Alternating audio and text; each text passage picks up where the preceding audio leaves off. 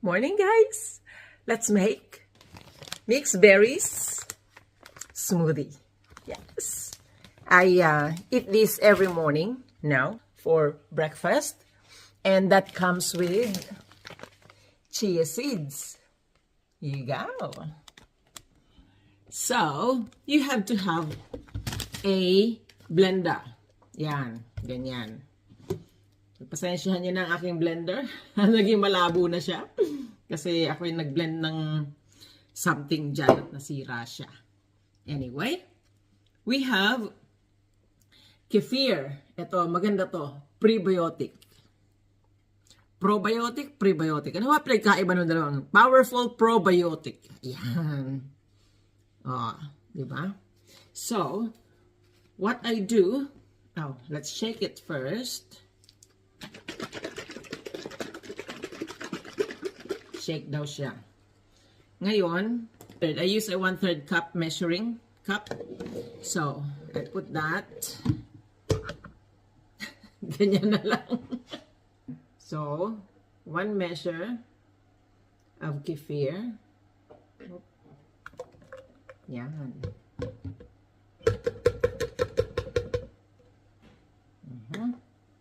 Ito, nililinis ko yung pinakang labi ng bago ko takpan kasi nagbubuo-buo siya dyan. So, ganyan lang naman. Walang sayang. Milk. A2 ang ginagamit ko. Ang binili ng asawa ko ay, lactose free. Dapat full cream. Wala raw siya nakita, kaya itong binili niya.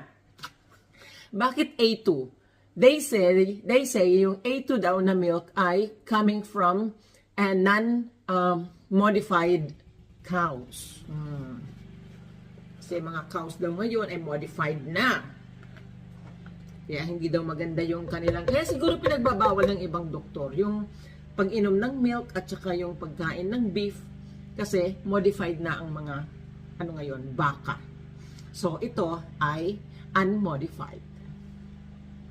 1 measure din, which is 1/3. Yan. And then, yogurt. Yan. Ito plain lang to. Greek style yogurt. See? Natural daw. Natural. Yan. Ang ginagamit ko, kung ano lang yung mura sa tindahan. Kagaya nito. Brand to ng ng supermarket namin. Hindi ako gumagamit ng mga branded talaga kasi ang mahal. Mahal mag-diet-dietan, ha?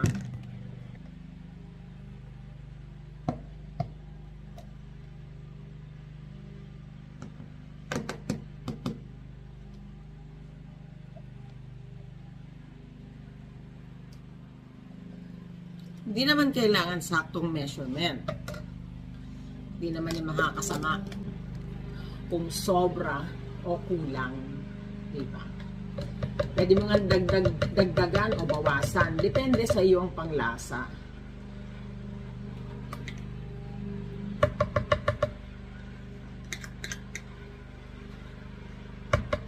Yan.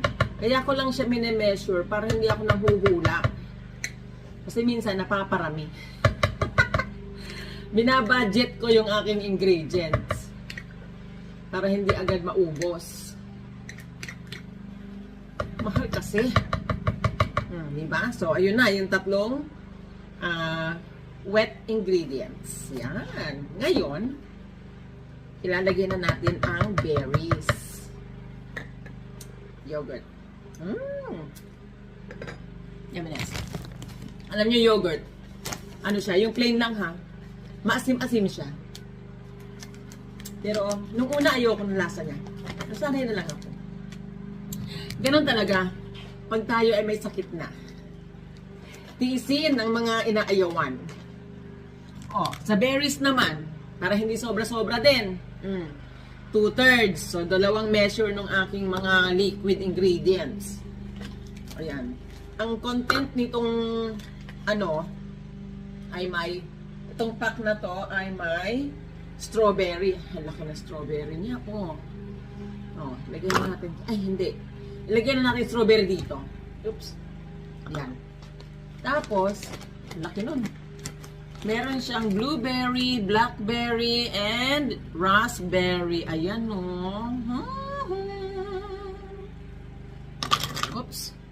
Nanginginig ang aking kamay.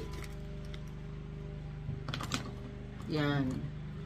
Nung mga nakaraan, ang ginawa ko ay ano lang, 1/3 cup lang nitong mga fruits. Itong mga berries. Parang nakukulangan ako. Kaya ngayon, itatry ko naman na doblehin. Tingnan ko kung ano yung magiging lasa. Ganun lang yun. Ano lang siya, experiment ba?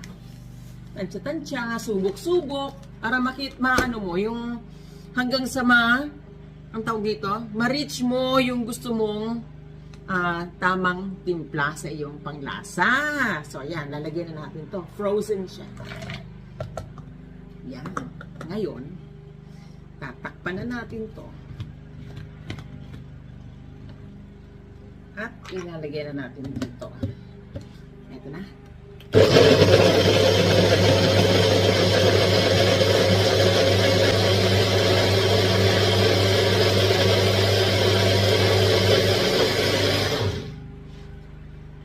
Yan. So, this one, okay na siya. Ngayon, ang ginagawa ko, meron kasi akong, binigyan ako ng biyanan ko, ng chia seeds kasi bawal sa kanya. Hindi daw, mayroon daw siyang, sa bituka, diferensya. So, hindi daw pwede yung chia seeds. So, ito, nilalagay ko dyan at bukas ko siya kakainin. Kasi, kailangan ng, what do you call this? Chia seeds na ma-soak. Kasi, yan, expand yan. Magkakaroon siya ng coating ba? Ng slimy coating. Yan. So, maglalagay tayo ng mga 2 tablespoons. Ang ginagamit ko, mga ilang araw na rin ako gumagawa nito. Ang ginagamit ko is 1 tablespoons lang. So, ngayon, gagawin, teka lang. Na lang. Baka kasi maging isa na nga lang. Isa na lang. Kasi siya thick yung consistency ng ating liquid. Kaya ito na lamang 1 tablespoon na lang kasi lalo pa siyang magiging thick.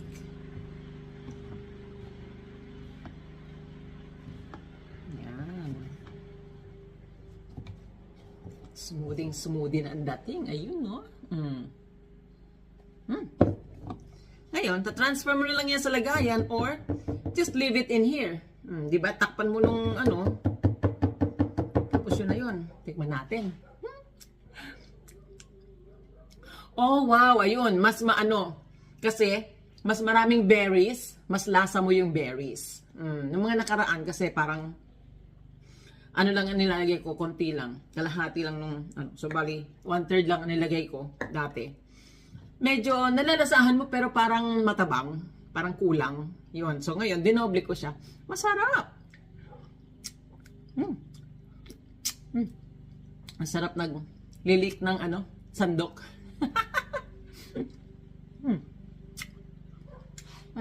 Beautiful. So there you go. Ganyan lang kadali. Yan. Yari na ang aking mixed berries and chia seed smoothie. Healthy. Morning, guys. Well, this is our smoothie, the mixed berries smoothie with chia seeds that we made the other day. Yan. So, dito ko siya nilagay sa ref.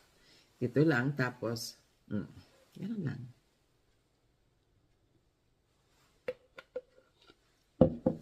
Yan. So, every morning, or habang meron akong chia seeds at habang meron akong berries, this is my breakfast. After this, I will take my vitamins and supplements and my medication for arthritis. Sarap.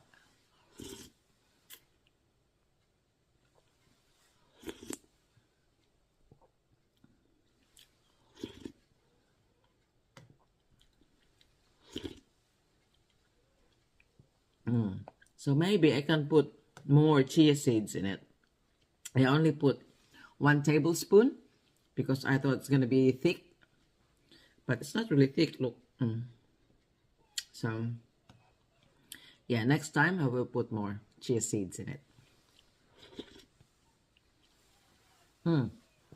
It's different if you put avocado or bananas because they can make the smoothie real thick.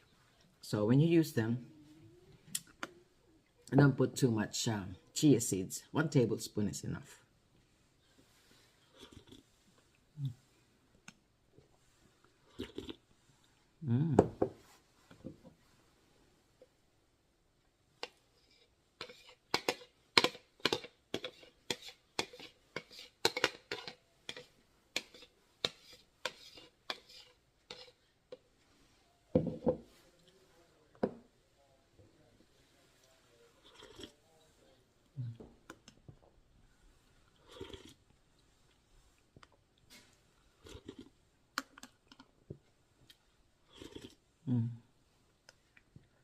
Sabi nila, lagi ko napapanood yung blueberries. Blueberries is really high in antioxidants. So, I don't really like blueberries. Lalo na pag ginagawang ganito, yung inaano mo, nilalagay mo sa ganito, nadudurog siya. Kasi yung buto niya, magaspang. I don't like it. Pero, ito tayo magagawa. Kung makakatulong, gawin natin. Tiisin.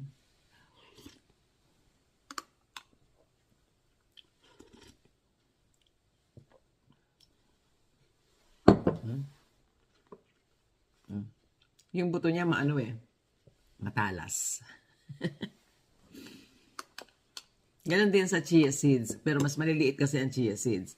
Kaya ayokong i-blender yung chia seeds. Kasi natudurog siya. Magaspang.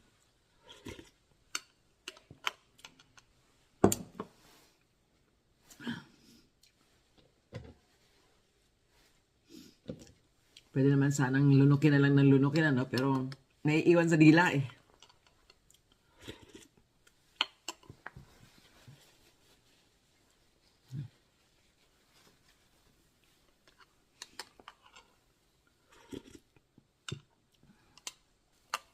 Yan, so hope you guys have a wonderful day. And yes, kung gusto niyo tularan itong smoothie, it's good for your body. See you next time. Bye, God bless.